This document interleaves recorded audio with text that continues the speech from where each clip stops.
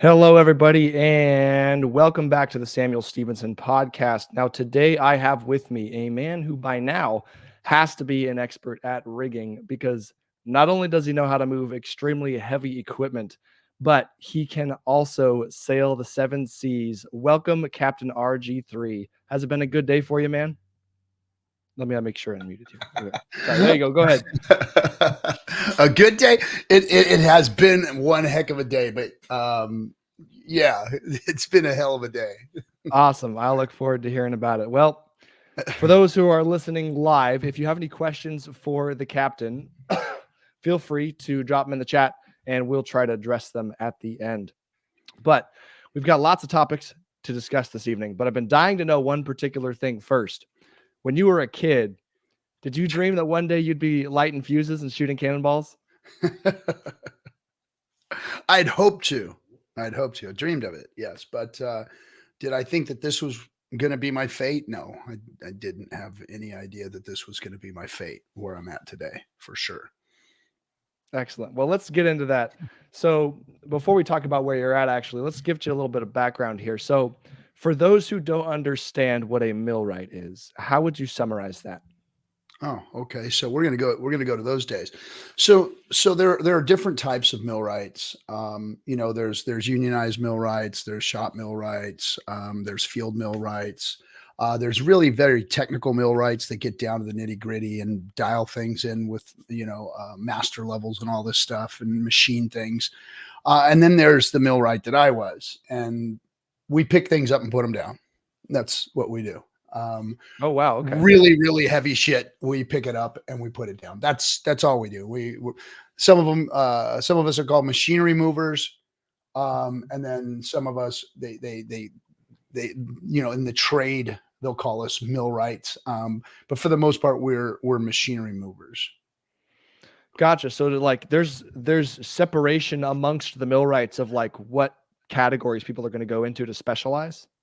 Exactly. I mean, and it depends on where you work. It depends on what your shop has you doing. It depends on what technical knowledge you have also. And it also depends on what kind of skill set you have. When I got out, it was, even though it wasn't the technical field of being a millwright, I was a very, very technical at moving really heavy equipment, leveraging things to pick up, anything from, a couple thousand pounds to millions. Our biggest pick was 1.2 million. So it was a pretty large pick. Oh my goodness. So a few questions off of that, right? So what are you using to pick this stuff up? If you're in a shop, is there some overhead crane or are you having to build something or bring something in? Well, we use everything from cranes to, from jacks and dollies and metal bars to roll things, just like the pyramids were supposedly built. And then we use forklifts and cranes, and we have things called big picks, and we have things called gantries. So gantry is basically, you set up some train tracks, you run these hydraulic jacks onto these train tracks, you run beams across it, you strap to whatever it is you're going to pick, and then you run these jacks up, equalizing them and bringing the piece up. And that's how we picked the 1.2 million. So there's a lot of different pieces of equipment, mostly forklifts though. We use forklifts that our forklift, the biggest forklift we had, to pick 140,000 pounds. Okay. Gotcha. And anything beyond that's going to have to be games of leverage and couple forklifts, leverage. Yeah. Cheating, a lot of cheating. That's stacking good, right? Counterweights on the back and seeing how much your hydraulics can, stand before they blow. Oh man. Have you ever had to find out exactly where that limit was by blowing some hydraulics? Whoa, yeah, we've blown lots of hydraulics, cracked through concrete, smashed through asphalt. You have to lay steel plates a lot of the time down so you don't go through the ground. A lot of, you push things to the limit. Like what they always says, mash your foot down on the gas to the floor and then back off once it starts smoking a little bit, right? Oh man. So yeah, that was a follow-up question I had, was like, if you're lifting up this like heavy object, right? Every force has an equal and opposite reaction. So like you've got to be putting crazy forces on the floor that you're on. So you said you got to use like steel plates and stuff to spread those loads out. Yeah. Yeah, big steel plates. It takes, half the morning you're laying steel plates out to go and drive your forklift in, pick the piece, run it out to the truck, set it on the truck, chain it all down, take it somewhere, or just move it into the shop somewhere, and then pull all the plates out and stack them up. So yeah, most of your work is setting up for the pick itself. Like that million two pick that we made, it took us a month to set up to just make that pick. That one come up Wow. about 8 feet over about 30 feet and then down and then put it on these things called elephant stands. And so yeah, it took us a month just to get prepared for the pick. Man, so like in that particular situation, what were they trying to do? Why did they need to pick this thing up? Well, it was the West Coast's largest press at the time. And what had happened is, just think of a press as having four rods and a base and a lid on top of it. We call it a crown. And then those rods have bolts on top of, or nuts on top of them. They're like a big bolt, right? The rods weigh 250,000 pounds each. Well, one of those rods snapped while they were running the press, and the press goes three stories up and three or four stories down. So that's how tall this thing is. Yeah. Into the ground that deep. So when that rod snapped, it snapped at the top where the nut was. Nuts 17,000 pounds. It rolled around up on the top and laid on the edge. And there was five guys working underneath it, and luckily it didn't fall off and land on them. But the rod went down to the ground, hit the base, and then shook the whole neighborhood. The telephone poles were swinging, and so the base was leaning at an angle because the rod had snapped and fallen through. So we had to go in, climb underneath it, and with hand jacks, jack the base back up, which was another 300 pounds, jack the base up to where it was straight so that we can pull all the rods off, take all the rest of the nuts off, pull it apart, pull the crown off. They had to weld the base. Took them about 2 weeks to weld the base. And then we put it all back together. Took about 6 months. Take it apart. Oh my word. So for the cases where you like go to pick something up and you start lifting it and then something goes through the floor, cracks it, like what do you do in that situation? Like set it back down and try to reset up? Or well, that wasn't because we were picking it up. That happened while they were operating the press. The press broke and fell apart. But yeah, the last thing we do as machine removers or want to do is drop things. We don't drop things. Yes. We set them down nicely. We set them down softly. That's what we do. So, luckily in my career, I didn't have anything ever fall over, dent here and there on some things, a little sheet metal bent or whatever. Became a really good, body man when it came to fixing sheet metal and stuff. But other than that, knock on whatever, this is my fake wood. I never, and I don't do it anymore, so I don't have to worry about it. But yeah, I've never had a mishap. There were a lot of them while I was there. I've heard and seen a lot of things that had fallen over. 80,000 pound presses, 10,000 pound presses. I had a friend that had a 20,000 pound machine come down on his hand and ripped most of his hand off. A guy took my place one morning, was killed by an UPS unit, which is a battery store for computer systems. About 5,000 pounds came over, landed on his chest, crushed him up against the wall, killed him. And I was late for work that morning. He took my place. And so it was kind of a weird deal. But yeah, it's a dangerous job. I've got smashed fingers myself, lost a finger. It got sewed back on, but we're good. Yeah, it's a dangerous job and dirty job, but it made a good living. Made a good living. Okay. So, how did you get down the path of doing this particular work? How did you end up there? So it's an interesting story. So I don't hide anything. I was living on the streets. I was a junkie in my past life. And around the age of 28 years old or so, I cleaned myself up, and I was living in a men's home for ex-cons coming out of prison, cleaning themselves up and stuff. And I needed to get a job, and I literally just walked out the door, started walking down the street, and over the freeway, came down a hill, and there was this big building said, hiring, now hiring. Walked in. The guy was sitting at the desk. He had 2 phones in his ear. He was talking to both of them. And I said, "Hey, I'm here for the job." And he said, "Yeah." He didn't even look at me. He said, "Yeah, you got some steel toe boots?" And I said, "No." He said, "Get some and be here tomorrow at 5." Didn't even look at me. Didn't look at me. He's still talking on the phone. And I said, "All right, man." And so I went down to the Payless shoe store, wherever it was over there, and got me some steel toe boots. Showed up at 5, and he was surprised I was there. He's like, "What are you doing here?" And I said, "You told me to come at 5." He said, "Oh." Sent me into the warehouse and with a broom, and I just sweeping the floors for like 3-4 days before anyone noticed I was even there. And and then and then finally somebody saw me and said, "What are you doing?" I said, "I'm sweeping the floor.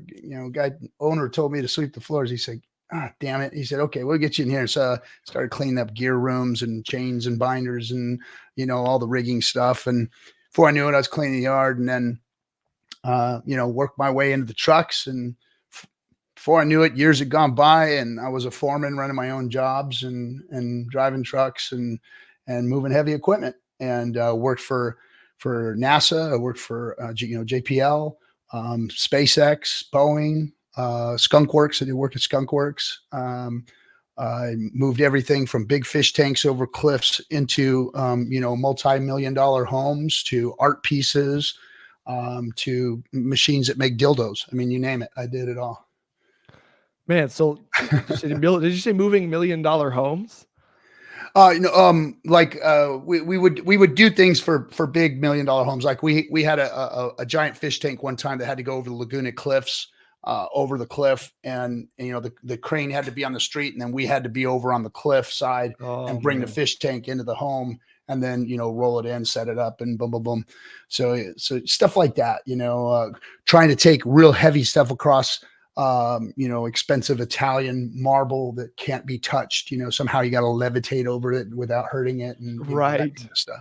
So we did a lot of things like that. And then clean rooms at JPL, where you had to go into double clean rooms and get stuck in there for the whole night, and working on the Mars rover program, worked on space shuttle program. And then, of course, a lot of work for Elon. Met Elon at SpaceX. When you see that that capsule that's sitting in SpaceX, when they're all in their control room, the control room is right there in the middle of the shop. It's weird. People think that that's like some big control room or whatever, but it's literally in the middle of their whole shop. But there's a capsule that sits there like it's coming down off the roof. You'll see it every once in a while when you see SpaceX stuff. We put that up there and hung that in the roof, but then all of their machines, of course, we moved them in, and Tesla and all that. So did a lot of work at SpaceX. Man, so for Elon, mostly just like SpaceX stuff. Any Tesla stuff? Yeah, we did Tesla stuff too. Yep. Okay. But the Southern California stuff wasn't, there wasn't anything there on a regular basis. They do some little special thing here and there, but Tesla, that's just kind of a showroom that's over there by SpaceX here in the Torrance area in California. The other stuff that their machine shops and stuff are away. I did do work for their R&D for some of their new concept cars and stuff like that. I got to see some of those, which were really cool. That is cool. And so worked for a lot of places that did concept stuff or top secret stuff that nobody was supposed to see. Okay, got it. So when I have fancy, expensive Italian tiles in my home and I need to move in like a triple-sized grand piano, how do I do it? How do you move a triple-sized grand piano? Yeah, just like what did you do, man, over those like fancy tiles? How do you cross them? Well, so you figure out what kind of weight you got, and most of the biggest problem with stuff like that is the forklift. Okay, so do I got to push this son of a bitch over it by hand, or do I get to ride my forklift in there? That's the biggest thing, right? So a lot of times what we do is, of course, the first thing you do is you lay masonite down. Masonite is like a smooth, soft kind of wood. almost paper like, and then you'd lay some, thicker, maybe 3/4 inch plywood, and then a steel plate over the top of that, or some aluminum plates over the top of that. So now you've got a nice, soft, solid piece of steel that you're rolling across that's not going to put it's about concentrating the weight in one place. As soon as you concentrate the weight, that's the problem, because if you spread that weight out, you're good. If you stick a 100,000-pound forklift on a steel plate, a 1/2 inch to a 3/4 inch thick steel plate, then you spread that weight all over. Versus if you put the forklift tire down on the ground or on the concrete or on the tile, you're focusing all of that weight right in one small area. So that's when you get the crushing, the compaction, the damage. Got it. So for like, I'm imagining some of these like really big lifts where you're spending like months setting up. How much heavy equipment do you use to set up to pick up the heavy equipment? Oh, Like all geez. these steel plates and stuff. Are you moving like Yeah. inch thick plates? Because you better not be picking that up with your body, right? No. So you have a truck with a forklift on it, right? A small forklift that'll pick up like 15,000 pounds. That forklift goes by itself and has a bunch of gear on it. Job boxes with equipment, rigging gear, stuff like that, safety gear, all that. And that truck goes. Then you get another truck and it's got counterweights. Now these counterweights are all stacked on it for the forklift, for the big lift, for your big pick lift, right? So you've got all these counterweights on the next truck. So there's 2 trucks gone.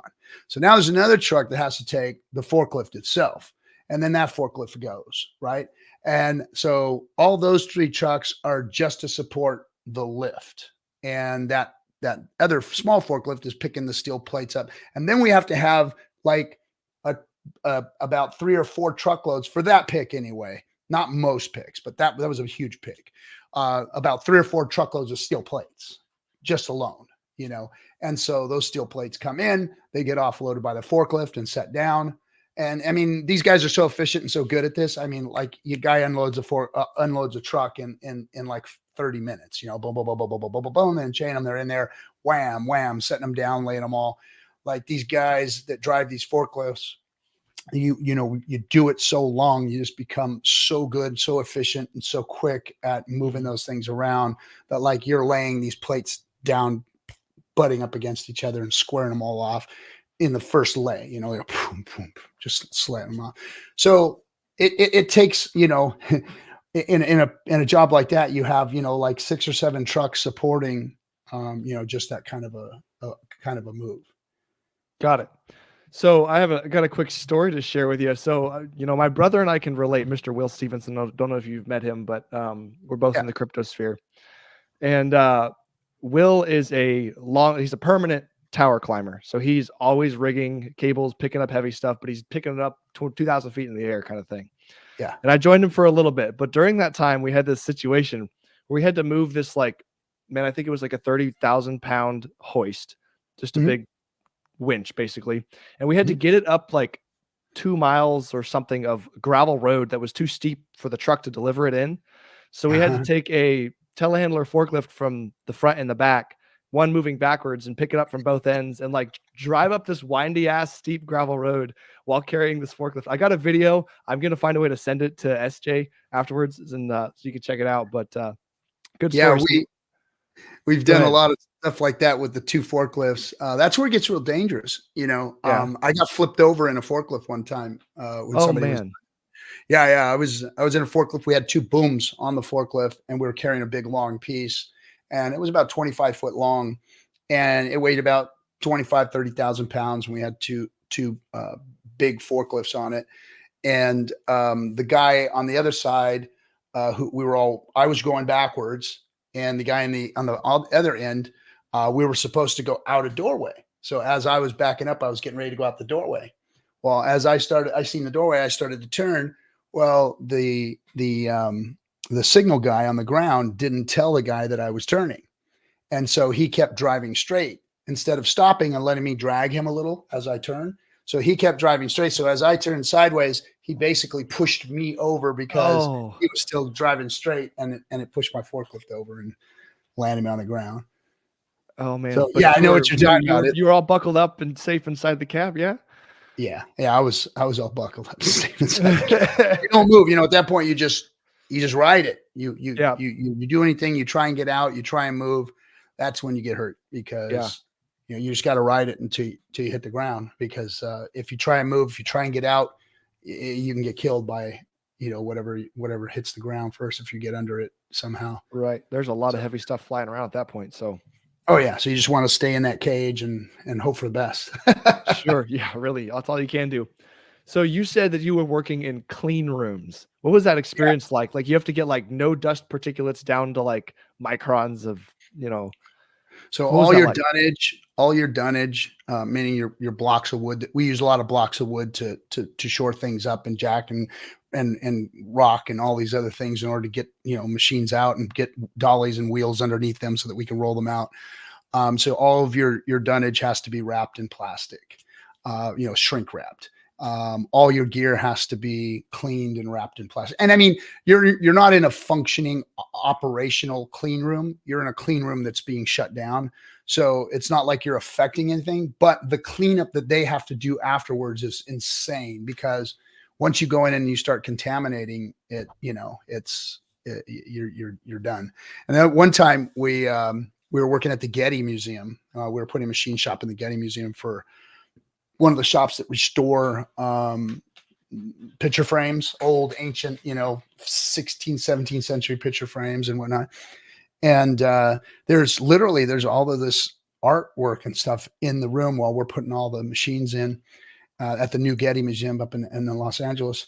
And one of my guys threw a block of wood down, and I've never even seen this before. And it's happened in this room in particular. Termites flew out of this piece of wood. And they lost their shit. Like it was insane how upset they were. I mean, they shut the whole place down. They shut our job down. I was there till midnight. We were there all day. We were there till midnight with exterminators coming and cleanup crew, and all just because of one piece of wood that had termites in this very unique antique picture frame room. Oh man. I've never even seen anything like that in since, or termites came flying out of a piece of wood that we were using. Yeah, I would imagine they don't like to hang out, but yeah. Huh. Yeah. Okay. It was horrible. Those people were really scared because, termites breed or eggs get in there or whatever. And there's all this old wood. They freaked out. So they had to exterminate the whole place. And then we ended up not getting done until like midnight. Oh man. Okay. So do you have when you got into this, did you have it in mind that you wanted to be picking and rigging and doing that part? Or did you just kind of end up in that role and did you like it? I mean, was it? You know what? I can't say, it was a satisfying job because every day, I work 14, 16-hour days, 12-hour days. And when I got done with the job, it was done, I was done for the day. I put my head on my pillow. I didn't have anything to worry about, nothing to think about. There was no, worries. My job was done. I was tired. I was beat. I was dirty. I was, I didn't like physical labor, but it was an honest living and I felt good about it. It kept me in shape for a lot of years. And, I'm grateful that I did have it at the time that I did. I'm, uneducated guy that needed a job. And it was a way for a guy like me to make good money. And I did. And I learned a trade. I got really good at what I did. Worked my way all the way up to becoming the director of the whole department and setting up a whole department for a company that set up a machinery moving division in 3 locations all across California, from San Francisco on down to San Diego. So it was good. Did I like doing the work itself? It was satisfying, but yeah, I didn't really too much care for it a whole bunch. I gotcha. So along that line of thinking, excuse me. Oh man. One more time. So along that journey, what kind of changed in your mindset? Did you you never really liked the manual labor, or did it grow on you? At what point did you kind of start learning about crypto and how you could use that to kind of get out of your position? What was that transition like? So after I got married and we had a child and bought our first house and all that kind of stuff, my wife was like, this you spend too much time. There's not a whole bunch of money in this. And so I started looking for ways to make more money. Um, I started, doing researching, and now here I'm, in my early 30s, just wanting to figure out a better way to do things because I never lived life on life's terms. I was a Marine, I was a street kid, street entrepreneur. But I never had experienced life or had anybody teach me about it. So I started reading and looking for better jobs. And I found out that sales was the best type of job to get into. My wife happened to be have a big family that worked at Pacific Bell, the Bell telephone system here in Southern California. So I got a job there for a little while, banging the phones, selling long distance. And I did that for about 6 years, where I worked myself all the way up to being an account manager, building data systems for B2B stuff, data centers, co-locations, all that kind of stuff. But I was just a sales guy. I wasn't, a tech guy building them. I sold them. I knew enough about them to be dangerous. And then during that journey is when I started, becoming an entrepreneur, doing things on the side, built a gaming company, and met some friends in the tech world. And we were gamers. We played a game called Counter-Strike, and we created a business wrapped around a game called Counter-Strike. And during that time, we didn't have all the cool comm back then like we have now. So you had to go into these IRC chat rooms, which were little like DOS prompt chat rooms where you'd go in and, hey, this is where the link is to the new server that we're going to go play on. And we'd go play and in those IRC chat rooms, there was the Bitcoin forums. And again, like I said, I was doing entrepreneurial stuff on the side, trying to make all kinds of businesses. And then eventually what happened was I saw crypto. And as time went on, I read the Satoshi white paper and decided that, oh my gosh, this is the thing I really want to get into. And so I did. And that was like around 2014. But I had heard about it in 2010 when it first launched through those IRC chat rooms. Got it. So, like, how would you balance the world of like those who get into crypto and those who are working those blue collar jobs, right? Because if everybody only did crypto, we wouldn't have roads. I was a freak, man. I was a freak. Like my boys in the field, like those are some roughneck motherfuckers out there. I mean, I'm sorry for cuss. Those are some roughneck guys out there. Like you don't talk technical, you don't talk crypto, or they didn't even know what crypto was back then when I was working in the field. But I mean, it was a completely different world. Being an entrepreneur and even looking at crypto, it was a completely different world. These guys were, bust your ass all day, fighting and scrapping with each other, drinking in the bar at night, going home, doing all over again the next day. I mean, these were roughneck people. They got greasy and dirty all day long, and then unwound by drinking beer and fighting with each other. So it was completely two different worlds. So living in the crypto geek nerd world and trying to deal with that was a whole different thing. So yeah, I got a lot of shit for it. A lot of shit. Like, they told me I was crazy. They told me, what are you doing, man? Don't bring that shit around here. What are you talking about? You're no way, dude. You need to get yourself a new truck and work your way up the system and ask the boss for a raise. And what are you thinking with that shit? And so I took a lot of crap from them. And then coming over to the crypto space wasn't easy either because, I'm not one of these tech geeks. I am an older guy, so I have to take shit from all of these guys around here. And so, I mean, I was a Marine. I lived in the streets. I grew up in Inglewood in the ghettos of Southern California. Like this stuff doesn't bother me that goes on around here. So yeah, it's been a pain in the ass and thankless, no matter how much you do or what you do for people. It's still thankless around here.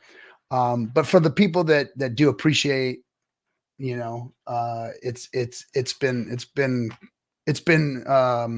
been quite a journey, and it is fulfilling to have been able to help some people. Yeah.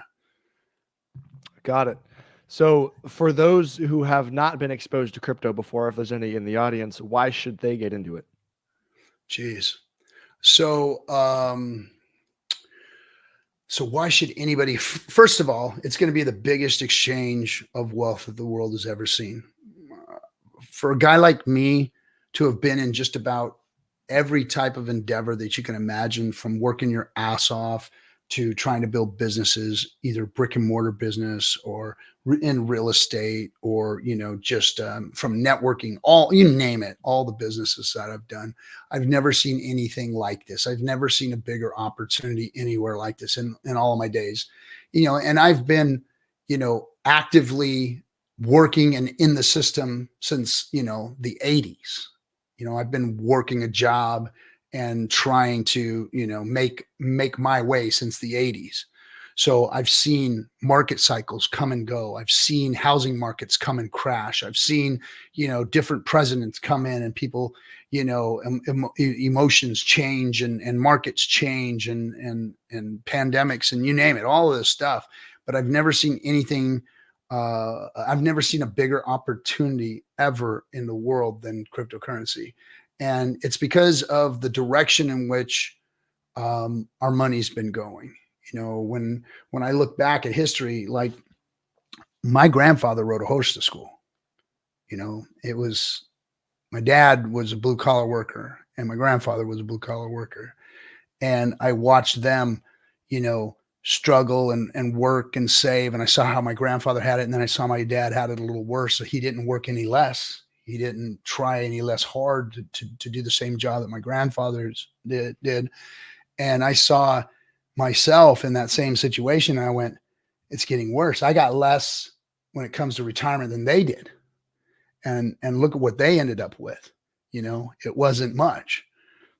And I was scared. I was like, man, what am I going to have for my family? What is going to be here? So I looked at what it was, and it's like, man, the production of the American worker, of the global worker, has fucking hockey sticked. It's going up. We're getting better at what we do. We're producing more than ever before, and we're getting less for it. And even though our wages might appear to be higher, the inflation has destroyed that. And the retirement tools are gone. So I'm coming at this thing from the regular guy's perspective. And, and I don't have all the answers. I don't know everything that's going on here, but I do know that it's a better way. I do know that crypto is a better way to do money. And I do know that most of the people here that are promoting it suck. They really suck at it. Like, you guys out there really suck. The way you guys market, the way you guys treat each other, the way you guys try and do business is horrendous. You guys have no leadership skills. You guys have no understanding what human beings are going through right now. You're selfish, greedy little bastards, all of you. I'm just appalled at what the crypto community is doing with something that they have that's so valuable for the world. They should be trying to make this attractive, but instead they're memeing it away. They're blasting people away and scaring them away from this. They're making it more and more complicated versus trying to simplify it. And they're being greedy.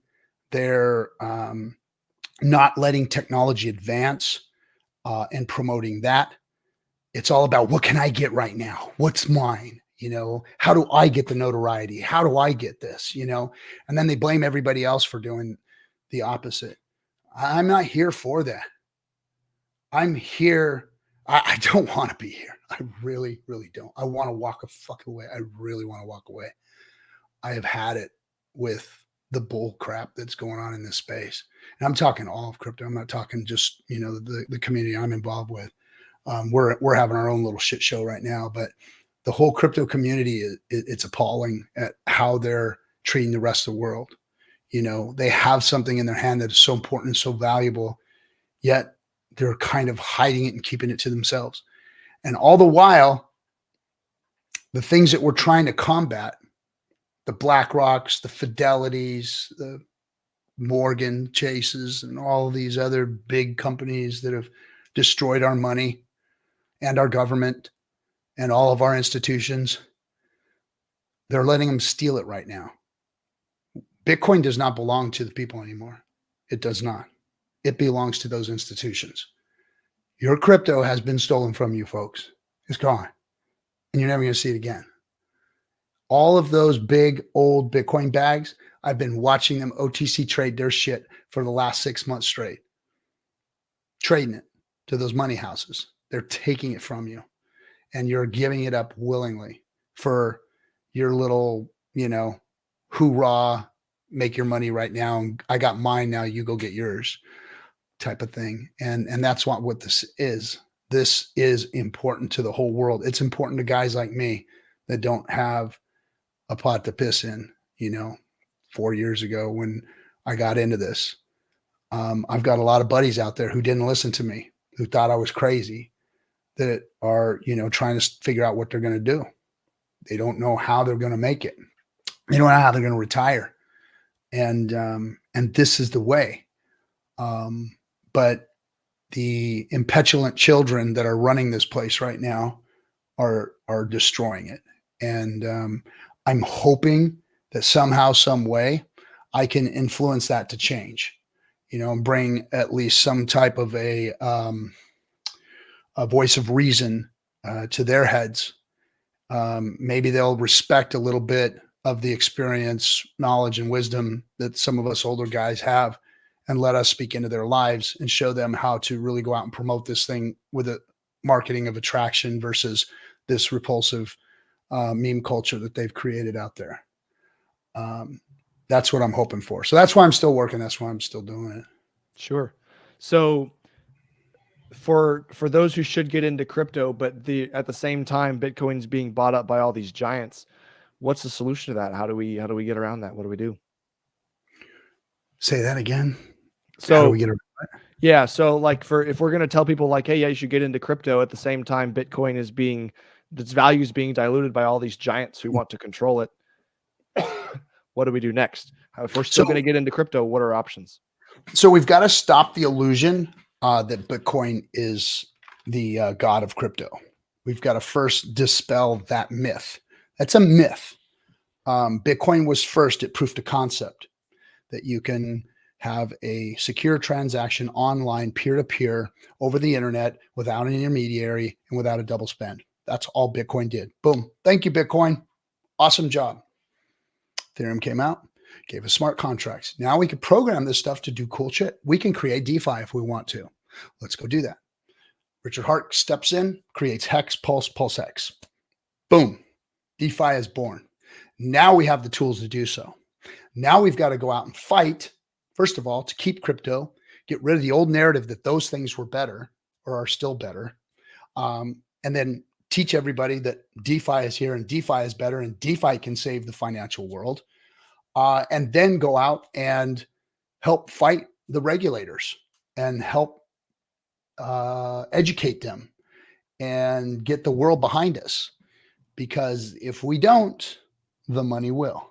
Because that's how our system of government here in this country is set up, where the money has the power because the money is speech. And until we have the money and we can use that same tactic, we have to do it with numbers. We have to do it with the masses.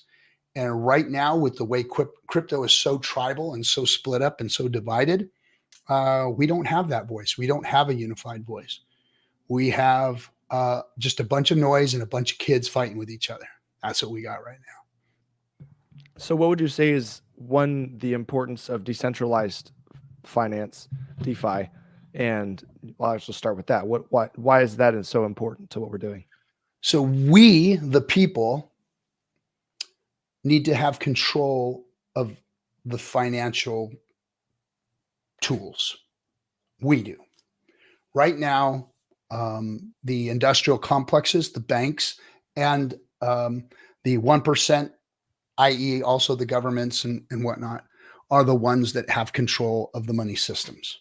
And they're doing a horrible job of being custodians of the money systems. They've done with it what they want, and they've hurt all of us, middle folks, which is the 99% of us. They've hurt all the 99% of us. I'm no longer part of the 99%. I'm part of the 1%. But I don't forget where I come from, and I don't live like a 1%er. I drive a pickup truck. I put rain gutters up on my house. I don't drive a Ferrari or a Lamborghini. I don't travel the world with my family and live on beaches. I travel the world to talk about DeFi. I have rain gutters put on my house, and I drive a truck. That's how I live. So I'm not one of those folks. I'm still part of the 99 in my own mind, because I want everybody to have a piece of this, and I want us to come together so that we can speak truth to the power. And if we don't do that with the numbers, with the mass amounts of numbers, which the crypto space is minuscule when it comes to it, we have to speak outside of the crypto space. There's only 2 or 3% of the world is in crypto. That's nothing. We have nothing here in crypto. So we shouldn't think too highly of this community and what we have. All this community is good for right now is being a loudspeaker, is being a freaking, bullhorn. We've got to scream out to everybody what DeFi is. And that means us, the people, being able to trust code. Code is mathematics. Code is solid. Code is an absolute. You can look at math and say 1 + 1 is 2. Boom. That's it. And that's what code does for us. We can say our money needs to do this. All these people on YouTube, money needs to do this. Money needs to do that. They should do this. They should do that. They never do. And all those people yelling, eating shit, and barking at the moon are doing absolutely nothing to change things. DeFi can change that. Code and human beings being able to operate that code for better money, that's what'll fix it. And that's why I'm advocating for DeFi and DeFi for all. That makes sense. I like it. So for those who are listening, how do we get, if they're getting fired up just watching this video right now, that's great. But what can they do with that fire? How do they, when they're done watching this YouTube video or whatever stream they're on, right? What should they do day to day that's going to make a difference? And that's always the question. And I know that and I don't want to hammer on people too hard, because I know that everybody out there wants to do well in their own way. But a lot of times that energy is manifested in ways that are, knee-jerk reactions or trigger pulls or things that change things instantly that you may not have wanted to do. So having social media and all that, this day and age, especially with everybody being so pent up and mad and angry and wanting to fix things, it's a dangerous combination. So my first thing I'd like to say to everybody is, before you tweet, before you post, before you think you've got something to say, sit back on it for a minute and rethink what you're about to say. Sit back for a minute and rethink what it is you're about to do or embark on. Give it some more thought first. The old bull and the young bull on top of the hill story. That's basically what it's about, is sit back and give it some time first. Figure out what's going on before you start making reactions. And the funny thing is that most of these reactions that people make out there don't last long term. They're short term. Everything is so quick and fires all the time and changes and is forgotten within a day or two. That's why the space is the way it is. We've got influencers out there that have literally shilled rug pull after rug pull after rug pull after rug pull. They sweep that under the rug. They're on to the next thing, and people forget about what they did to everybody just recently, and that's the problem. So everybody needs to sit back and take a chill for a minute, and then start figuring out how to create unity. I think that's what's most important. Create unity and go, hey, we're all looking for this. We want decentralized finance. We want a crypto. Let's think, if we can just dream up the best crypto ever. We want a crypto that is going to be secure. We want a crypto that is going to work fast and efficient. We want a crypto that has code that's immutable, that can't be changed, it can't be touched. We want a crypto that is going to be valuable in the future, maybe generate yield, something to that nature, something that is going to be economical, that's not going to waste energy. When you look at something and you're looking for something like that, I was looking for the last, 10 years for something like that. And it was Hex that I found that was that crypto. So I said, okay, here we have something now. Now that's what we should all be doing, is looking for the DeFi product that can actually go out and change the world. And now let's all rally around it and go promote it, and promote it using those tenets, those attributes. This is what this crypto is. All the others aren't like it. It is not the same. This is something that the world can get behind, that the world can appreciate and the world can value and benefit from. And then we go and we have to start out small, and we have to fill up, first we fill up the YouTube spaces, then we fill up rooms. And I'm a real big believer in getting people together and getting people in front of the people that are talking to them, and having the meetings after the meeting and hearing the stories and hearing who these people really are, and knowing that there's not some financial backer behind them, knowing that there's not some ulterior motive behind them, that they're really here to pass this message and to help other people. And once they start seeing that and we start filling up rooms, and then we start filling up,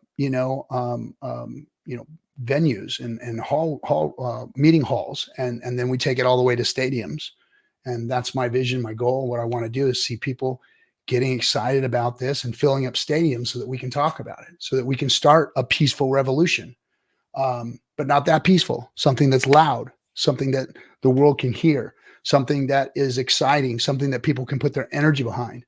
And, doing stuff like that and getting people telling their real stories and talking about DeFi in a simple way, not having to get up there and show people charts and Etherscan and all this weird, crazy stuff, but showing them the attributes of what DeFi is and how it takes the best things of real world finance and puts them in a spot where the people have the control, the people don't have to worry, and we can feel secure about our money and the future of it. And that's the message that needs to go out there in bulk and with enthusiasm and, with some passion. And that's when we're going to start bringing all of our friends with the money and the value that want to change the world into this space. So do you know anybody who puts on events where people of this mindset can get together and, all around the country, or all around the world? Oh, it has just so happened to know where people can do that. So what I've done is I started out my small, way. I'm doing what's called the Pulsechain Tour. I did it last year during the whole bear market.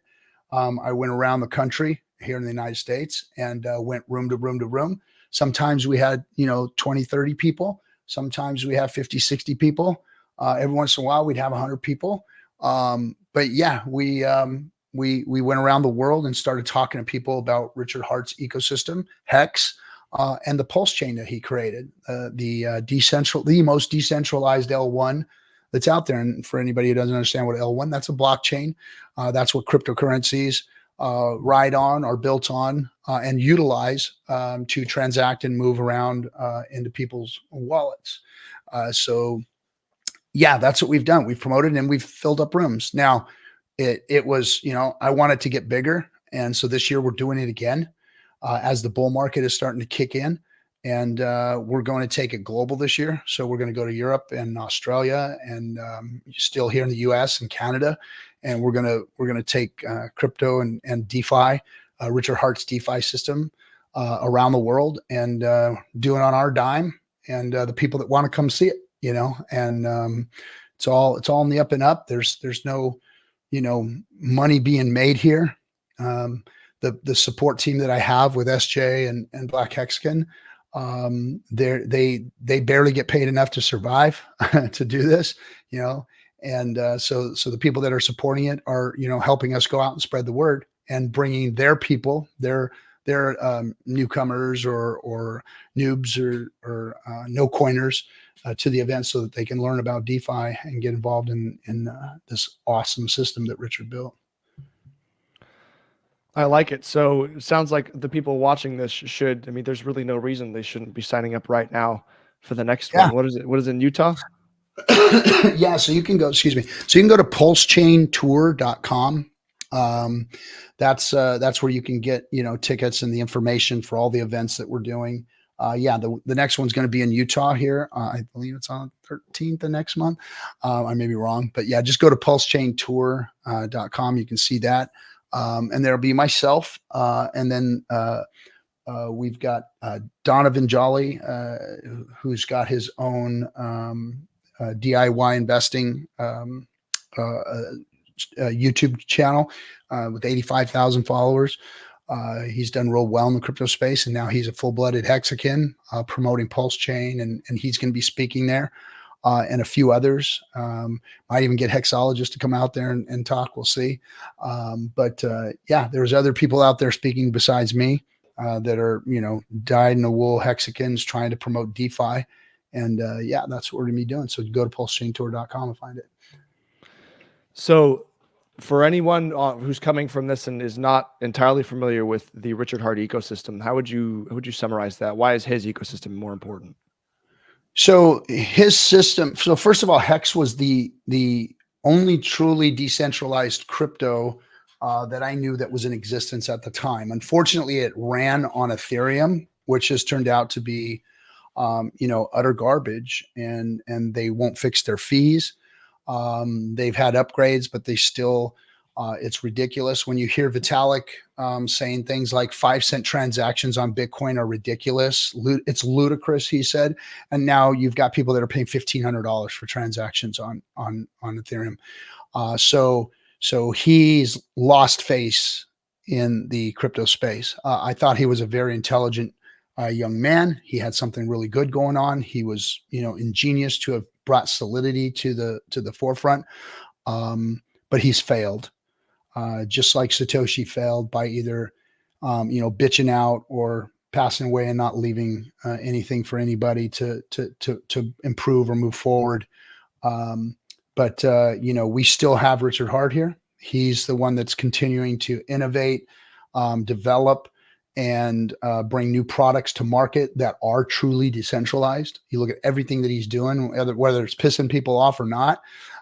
He's still innovating and decentralizing more and more and more.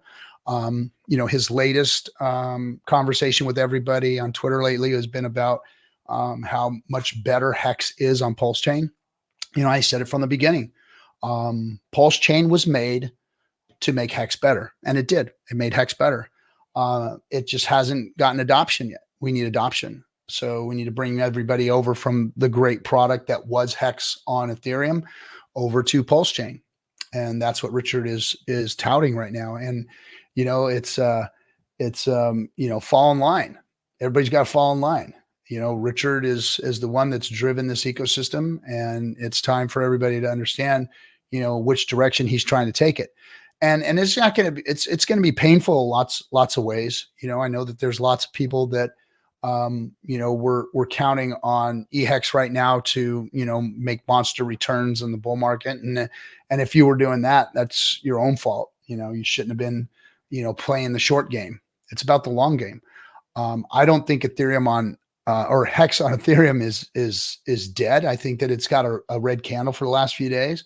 But I think there's 650 billion Hex or something like that, and only 5% of it is circulating. So whatever the number of that is, that's all the Hex that's left on Pulsechain, and then the same amount over on Ethereum. I think that the Hex product itself is going to become so popular that people are going to be standing in line to wait for Hex to become unstaked on both chains. And that may not happen now, but Hex on Ethereum is never going to go away. It's always going to be there. Nobody can kill it. It's always going to have value and use case. And I'm sure Ethereum will fix itself one day. But as of right now, it's about adoption. It's about getting on Pulsechain. It's about bringing people over to Pulsechain, seeing how absolutely freaking wonderful it is to transact and build things on Pulsechain. So what would you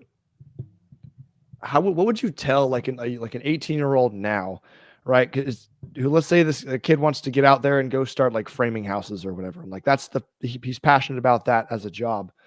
You were speaking a little bit about how the blue collar work is really, I mean, it's like, it's not a quite dead end, but it's how are you going to get out of it? That's almost more important. Yeah. So would you say that crypto can fill the gap and like be this wealth building tool that you can retain at the same time? I'd like to say absolutely 100%. But the fate of crypto is still in the hands of all of the people that are utilizing it right now, and the regulators that are looking at it. So to say that would be, it would be irresponsible for me to say that. If it were me as a 19-year-old man right now, going into the trades, I'd go and work my ass off in the trades. But on the side, I'd be learning everything I could about crypto. I'd be doing everything I could to, instead of invest in the 401k that I invested in when I was a young man, I would be working on diversifying something into crypto. And I would be, yes, I'd be setting up my own retirement plan there, watching it closely and becoming involved. Because the people involved in crypto right now can't just sit on the sidelines and watch. We're too small of a group. People need to get involved. And if I was a young man, I'd figure out a way to put my time into helping drive this revolution, because that's what this is. This is a revolution, and it's a revolution for the power of money. Who's it going to belong to?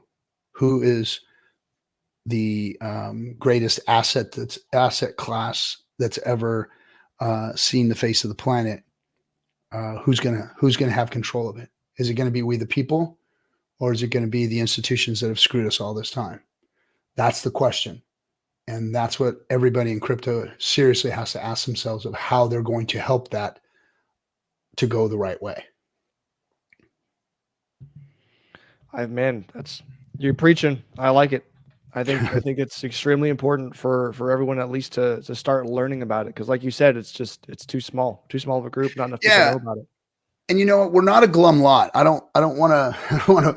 Sometimes I cast a dark shadow on things. I just got back from Vegas, and we had this big party with all the Hexicans and the Richard Hart supporters and all that, and we did a big event, and it was awesome. We had a good time. We partied. We did all these crazy cool stuff together, shooting guns and going to shows and all this. But when it comes down to it, this is very serious.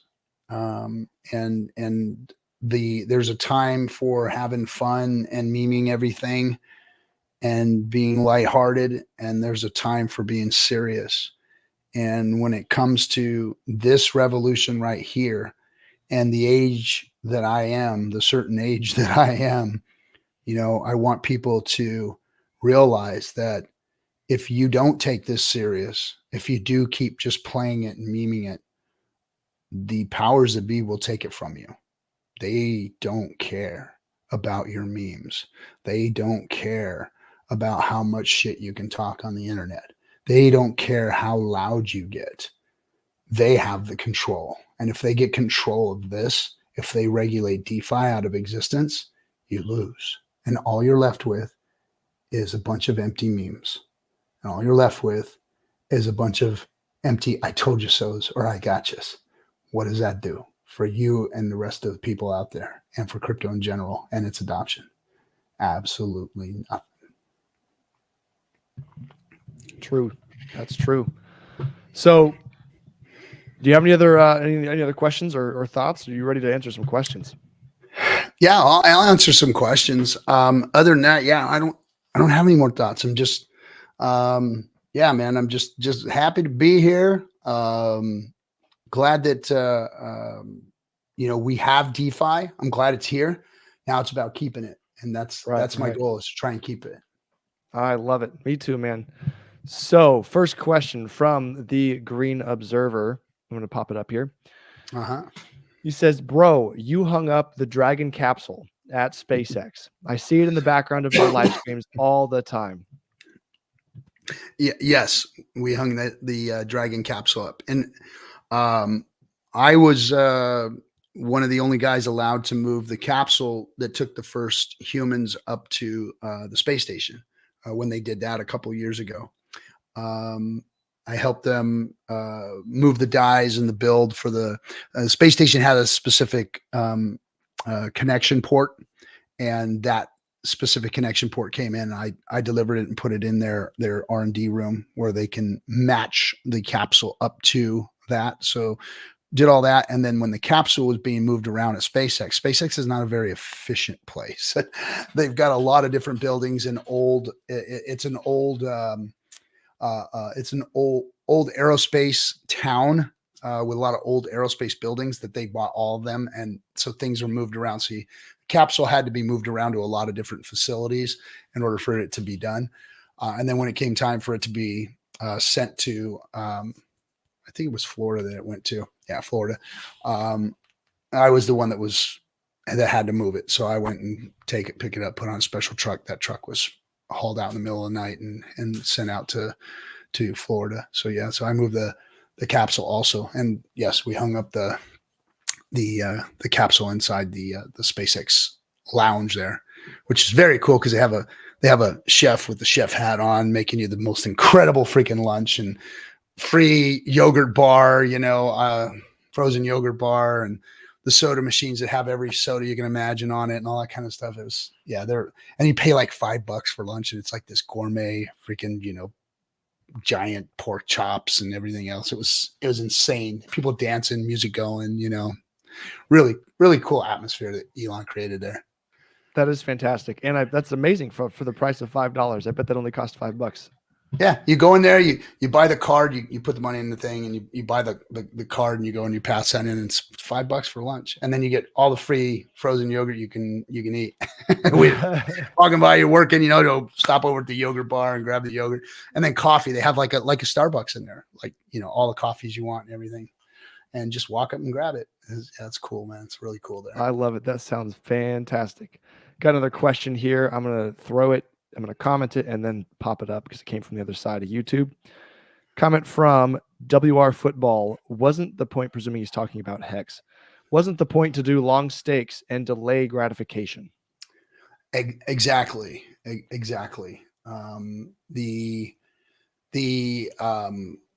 running around with your hair on fire right now because of the price dip in eHex is just crazy because you should have been using Hex to stake. Hex is used for staking.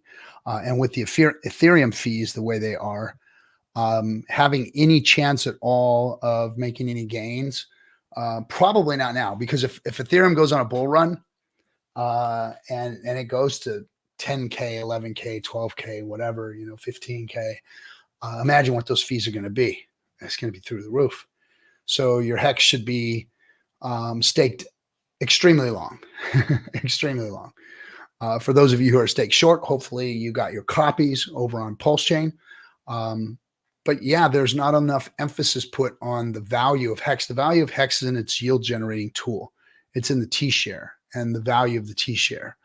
And that has to do with staking. I don't want to get too deep into that, but the value of Hex is in staking Hex, not in holding liquid. Some people will like to say, hey, I'm holding liquid during the bull run so I can dump some. Okay, that's fine. That's fine. But that's a trader's mentality. That is not the mentality of what Hex was really built for, which is to stake and generate yield and have a long-term delayed gratification. Got it. Next question from Watermelon. Popping it up here. Has anyone in the space created the codes like Hex? Closed codes done product, they say. And also, how can we prove these codes are verified?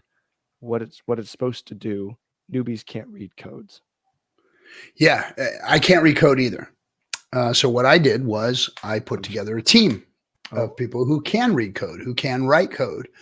And I often question, they've looked at the Hex code, they've looked at the code of things that have come out on Hex, and they've told me what they found.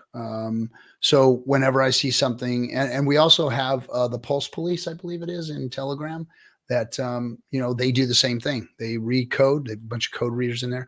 So for you noobs, you can go in there and go to. I want to say it's Pulse Police. Let me double check that so I can. Let's see here. Pulse.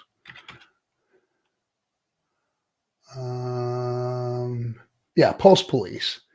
You go to Pulse Police, and they're in there looking at everything being built on Pulsechain, and they red flag it or yellow flag it or whatever, and they'll let people know what they found, and people can go in there and ask questions. But yeah, you go into Pulse Police, and they will help you with understanding what projects that are being built on Pulsechain and the products themselves and their risk evaluations and whatnot. So yeah, you can go do things like that. And then of course, once you go into a room like that, there's a lot of people to talk to who can help you, send you in directions so that you can learn and understand. And, we're in the wild, wild west right now. Crypto is DeFi is just kind of rearing its ugly head. We've always wanted it, but now it's really here. So there's going to be a lot of scams. There's going to be a lot of, shell games being played out there. There's nothing new under the sun, folks. They're going to be playing the same old games that they always have. And so you're going to need to protect yourself. And if you are new and you don't understand these things, first of all, be very, very careful about all the other projects out there. All I know is that Hex on Pulsechain, Pulse and PulseX, and an incentive token are solid, well thought out projects. That are now products that do not have any danger other than market speculation and sending it up and down, like we just saw with eHex. Look, there's no problem with eHex. eHex is a perfect product, perfect in all sense of the word. The code is impeccable and immutable. Ethereum is broken right now. Say that again. Ethereum is broken right now, and Hex doesn't function or operate properly on Ethereum. So it's not a broken product. It's running on a broken chain.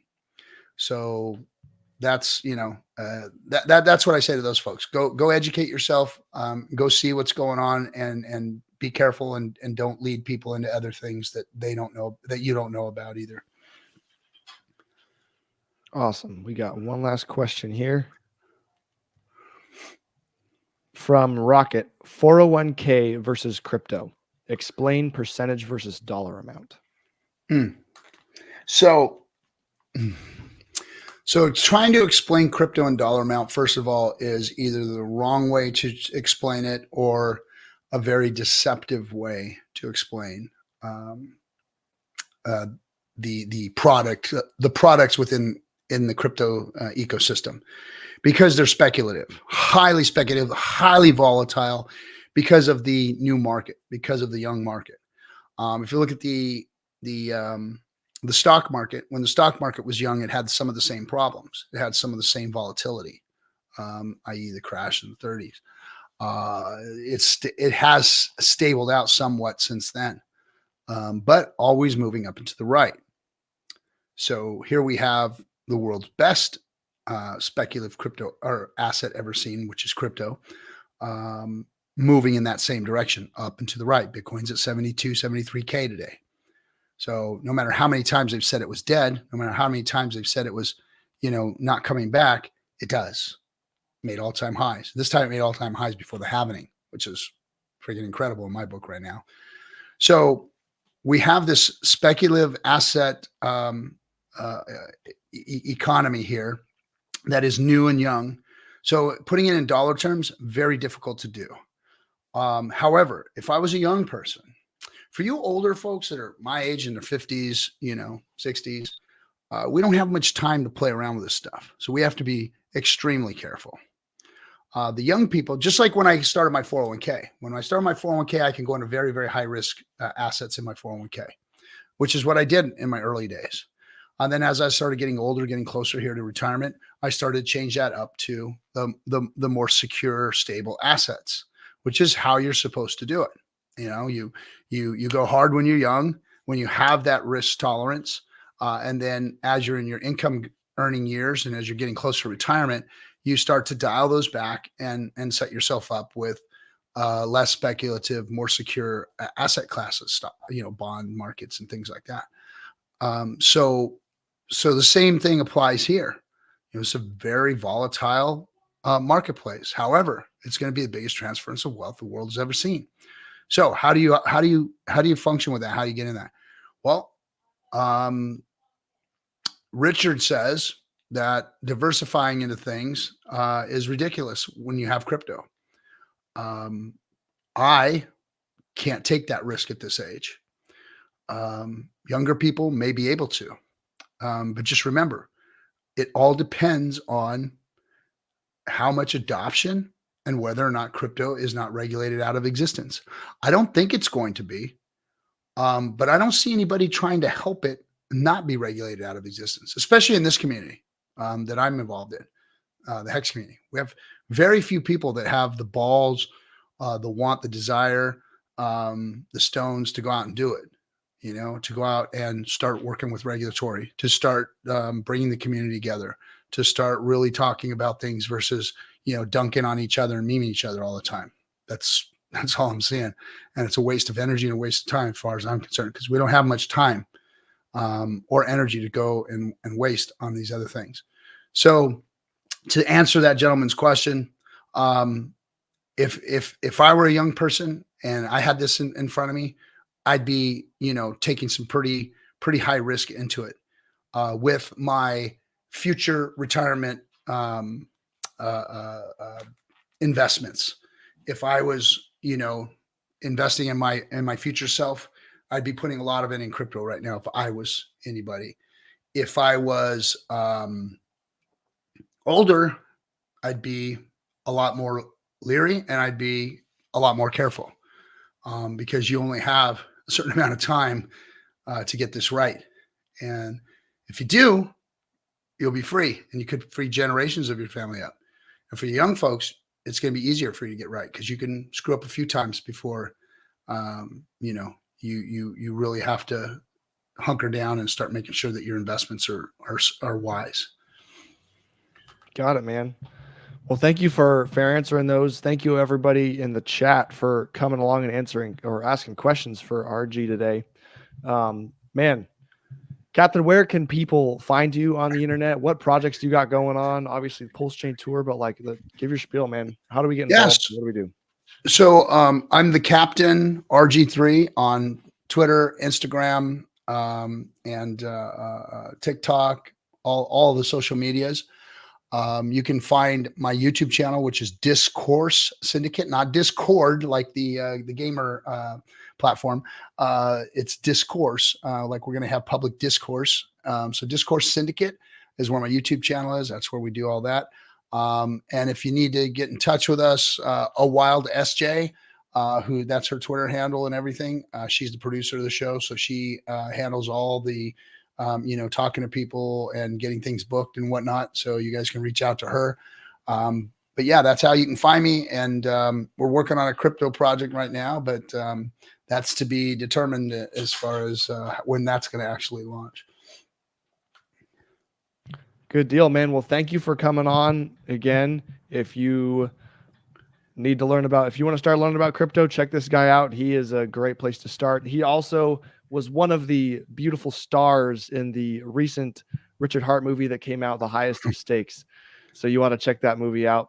And thank you guys for watching. We will see you on the next one.